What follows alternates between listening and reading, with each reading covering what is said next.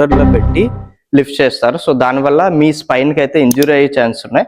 So బేసిక్గా చాలా మంది ఆర్డిఎల్ అలాగే డెడ్ లిఫ్ట్ పర్ఫామ్ చేస్తున్నప్పుడు వాళ్ళ స్పైన్ని న్యూట్రల్లో పెట్టకుండా రౌండర్లో పెట్టి లిఫ్ట్ చేస్తారు. సో దానివల్ల మీ స్పైన్కి అయితే ఇంజురీ అయ్యే ఛాన్స్ ఉన్నాయి. సో అందుకోసమే మీరు ఎప్పుడన్నా డెడ్ లిఫ్ట్ ఆర్ ఆర్డిఎల్ పర్ఫామ్ చేస్తున్నప్పుడు మీ స్పైన్ని న్యూట్రల్లో పెట్టండి, అలాగే హింజ్ పొజిషన్లో లిఫ్ట్ చేయండి. సో అప్పుడే మీరు సేఫ్గా లిఫ్ట్ చేయగలరు. సో ఇప్పుడు ఈ వీడియోలో హింజ్ పొజిషన్ ఎలా మెయింటైన్ చేయాలి, అసలు ఎలా పర్ఫెక్ట్ పర్ఫామ్ చేయాలో తెలుసుకుందాం. లేట్ చేయకుండా వీడియోని స్టార్ట్ చేద్దాం.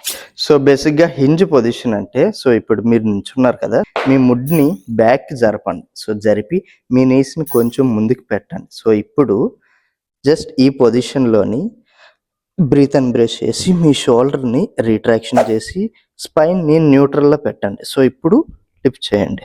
సో దీన్ని హింజ్ పొజిషన్లో పర్ఫెక్ట్గా లిఫ్ట్ చేయడం అంటారు.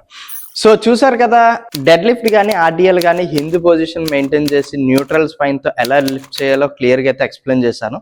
సో ఇలాంటి ఫిట్నెస్ కాంటెంట్ కోసం ఇప్పుడే ఫాలో చేయండి. మళ్ళీ నెక్స్ట్ వీడియోలో కలుసుకుందాం. Thank you.